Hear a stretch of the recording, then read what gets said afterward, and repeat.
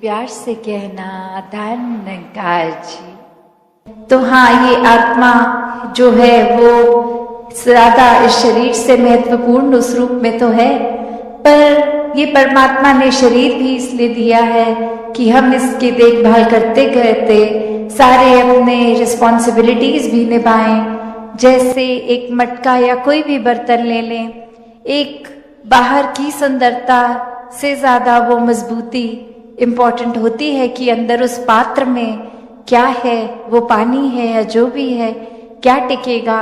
एक थोड़ा सा भी सुराख हो जाए तो वो पानी तो पात्र में टिकेगा नहीं, बह जाएगा। तो उसी तरह ये तन मन धन के साधन ये निराकार ने तो दिए हैं हमें, पर अब हमें इन साधनों को क्या करना है, सदुपयोग तो करना ही है। पर एक वो जो बात कि कैसे उसका सही इस्तेमाल करते हुए उसकी यूटिलिटी उस तरह से निकाली जाए, तो जहाँ ये शरीर भी दिया है जिसमें एक इतनी कैपेसिटी, एक कैपेबिलिटी है, उसको पूरी तरह तो जीना है, एक संत मति के अनुसार पर जीना है कि कहीं ये बल भी है तो उसको धक्का मार के किसी को नहीं गिराने की अवस्था नहीं, किसी को गिरे को उठाने वाली अवस्था, कि कैसे जो जो इस परमात्मा ने दिया है हमें उसका उपयोग कैसे अपने अंदर लाना है। ये आत्मा भी अगर इस शरीर में ही टिकी उस रूप में, तो फिर ये शरीर को सेवा में जहाँ लगाना है, शरीर को स्वस्थ भी रखना है, एक मानसिक रूप हो, एक मन पे चोट हो, उस तरह के भी जो ख्याल हैं जो नेगेटिविटी की ओर लेके जाते हैं, कैसे उसको भी अपने शरीर से दूर रखना है। और अक्सर ये बात भी है कि जब जब हम कोई स्थिति में होते हैं, अचानक से कुछ हो जाता है, तो इंसानी दिमाग ये उसको उस तरह परसीव भी करता है। उस तरह फिर ये जो एक बातें आती हैं कि जीवन में वर्च्यूज भी हैं, वाइसेस भी हैं, तो ये अगर जो अक्सर एक सांस में ही हम बोल देते हैं काम क्रोध लोभ मोह अहंकार, तो ये भी कैसे परमात्मा के अगर हैं दिए हुए, तो इसका भी सदुपयोग हुआ जा सकता है, इसको भी सही डायरेक्शन में लेके जाएं। एक उसका काम जितना है उतना ही रखे, किसी का नुकसान नहीं पहुंचाएं। तो कैसे अपने आप को सब कुछ होने के बावजूद भी ये संतुलन बनाना, ये अच्छाइयाँ बुराइयों का होने पे ध्यान किस पे ज्यादा देर रखना, कोई ख्याल आ गया नेगेटिव तो उसको मन में इतना गहराई से नहीं बसाना कि हम ही बेचैन हो जाएं, औरों को भी कर दें। वो ख्याल आया तो आकर उसके बारे में कुछ पल सोच भी लिया तो उसको फिर अपने दिमाग से बाहर निकालना है।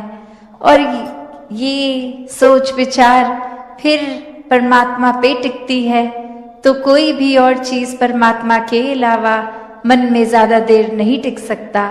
फिर चाहे बात ये अटैचमेंट्स की हो, एक अक्सर संसारिक रूप में या आदतों के रूप में जो नशा इत्यादि कोई भी किस्म की लत भी होती है, एडिक्शन भी होती है, तो भी बात वही कि हर चीज एक अगर जीवन में कोई भी चीज को हटाना चाहे तो भी वो निकालना जाना संभव है। जहाँ एक सपोर्ट सिस्टम की बात होती है, वहाँ बात वो भी होती है कि हर कोई एक हमें बता तो देगा, जैसे सत्संग भी आते हैं, एक अच्छी सत्संग के रूप में सुनते भी हैं बातें, एक जीवन से एक्सपीरियंसेस भी सबके सुनने को मिलते हैं, देखने को मिलते हैं।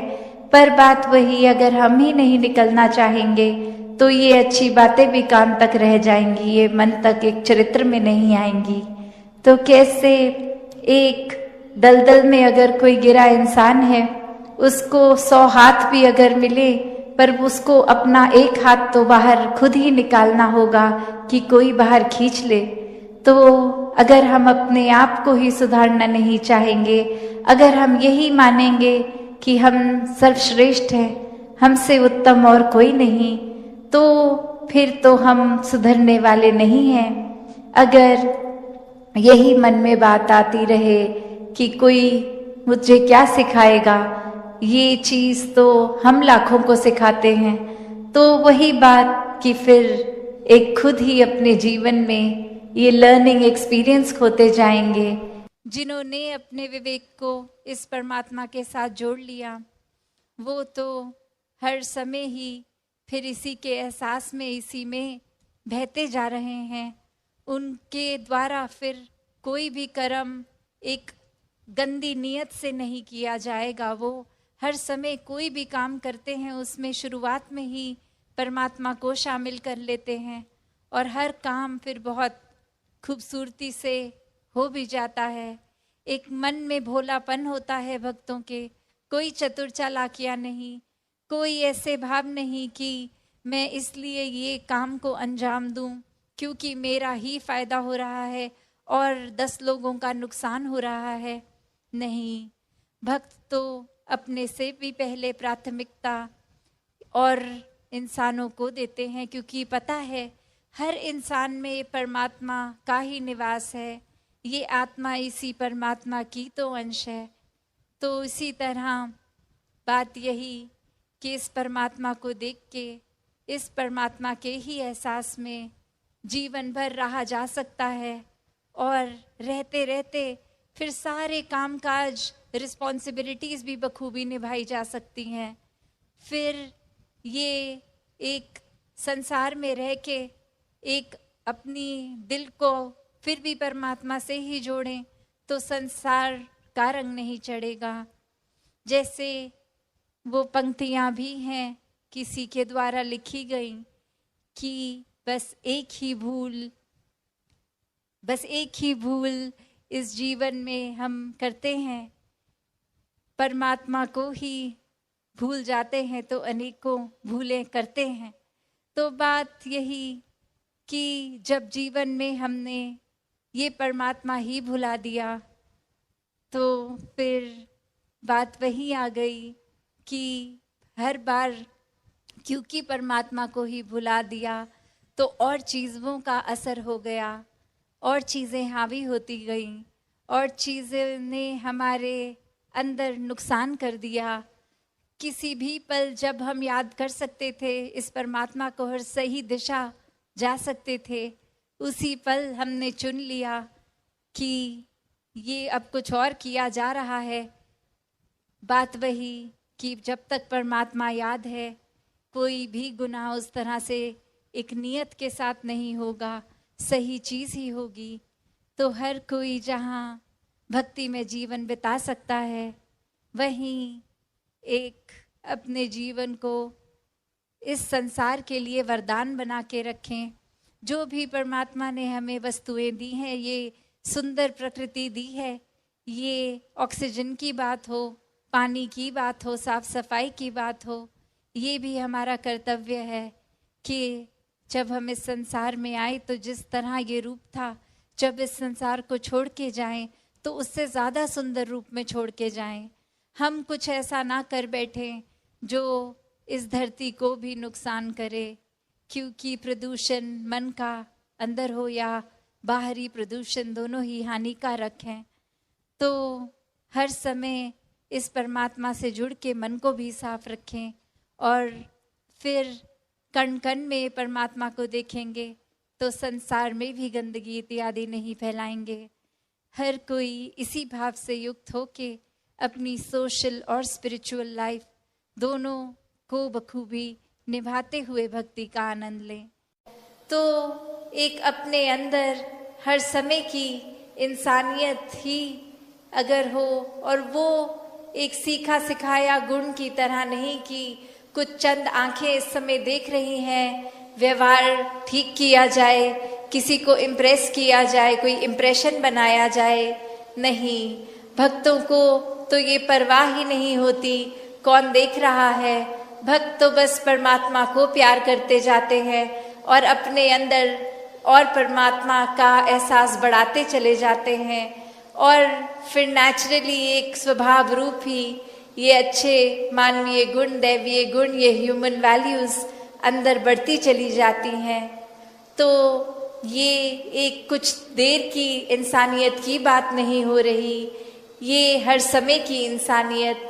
ये कोई सेवा भाव मन में सिर्फ कुछ चंद लोग जिनको हम जान पहचान के हों या कहीं ऐसे और कुछ किसी वजह से उनके सामने उनके लिए नहीं, ये तो पूरी संसार के लिए भाव रहते हैं हर संत के, क्योंकि कोई अपना कोई पराया नहीं।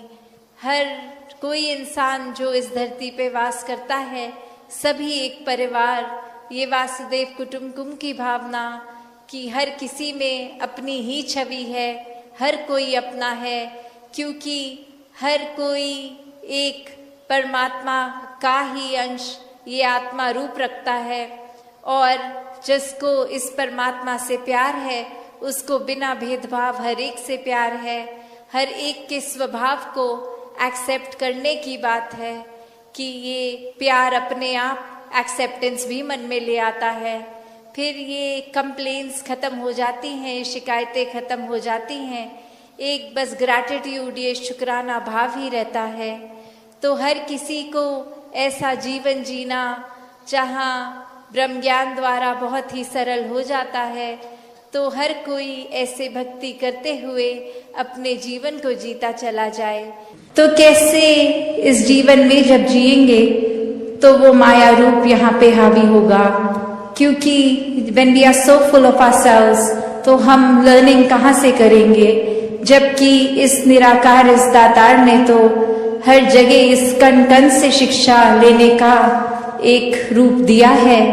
बस हमें वो रिसेप्टर बनना है कि ये हर जगह से जो शिक्षा मिल रही है उसको कैसे चैनलाइज किया जाए। तो ऐसा जो कर लेते हैं वो एक भक्ति हर समय की करते हैं, क्योंकि जब इस परमात्मा को जानकर इसमें विश्वास करके इसको हर समय अपने आसपास देखकर फिर चाहे किसी ने कुछ भी कहा हो तो ये भक्तों का जीवन तो डार्केस्ट क्लाउड में सिल्वर लाइनिंग भी देख लेता है। एक बिना गुण की चीज में से भी गुण निकाल लेते हैं। तो फिर जहाँ एक स्वाभाविक गुण बह रहे हैं वहां से तो भक्त कितने ही अनेकों गुण निकाल लेंगे। तो ऐसा जीवन हमारा एक हो जाए ताकि हर तरफ से जो शिक्षाएं हैं वही मिले। वरना तो एक अगर अक्सर ऐसे भी जो उदाहरण देखने को मिलते हैं कि हमारी सोच इसने तो कभी खत्म नहीं होना, हमारी इच्छाओं ने भी कभी खत्म नहीं होना, एक वो सैटिस्फैक्शन एक कंटेंटमेंट की बात, ये तो माया का ही रूप। क्योंकि अक्सर हम ये भी सोच लेते हैं कि माया सिर्फ एक मटीरियलिस्टिक चीज है, माया सिर्फ जो आंख देख सकती है वही है, चाहे वो एक घर हो, पैसा हो, एक और चीजें। पर अक्सर ये जो सूक्ष्म रूप की माया है जो एक ये सोच में भी आ जाती है, क्योंकि इस परमात्मा को इस पल में देखना है, इसको ये लिविंग इन द मोमेंट वाली बात। तो ऐसे बात पे ये जो इस पल में इस परमात्मा के एहसास में रहना वो ही एक एहसास है। वरना तो ये सिर्फ माया रूप चीजों, वस्तुओं, रिश्तों से ऊपर ये सोच में भी आ जाती है। तो कैसे एक ये वही बात हो गई, जैसे एक कहानी भी है कि एक इंसान उसको एक थोड़े से कुछ लोग मिले और आगे वो इंसान सारे जा रहे हैं, कहीं रास्ता खराब है, तो वो एक डिसीजन बनाते हैं कि will go ahead as a group, ताकि कोई बात है भी तो इकट्ठे कोई वो रास्ता आराम से निकल जाएगा। और फिर वही वो बातें चल रही हैं जहां हर कोई अपने जीवन के बारे में बता रहा है, अपने डिजायर्स, अपने गोल्स। एक इंसान उनमें से जो बहुत ही सूझवान संतमति वाला, उसको एक कुआं दिखता है और वहां एक बाल्टी जिसमें से वो उस कुएं में से पानी निकाल सकते हैं, पर वो देखता है कि ये बाल्टी का बेस तो टूटा हुआ है, तो एक वो बॉटमलेस बाल्टी हो गई।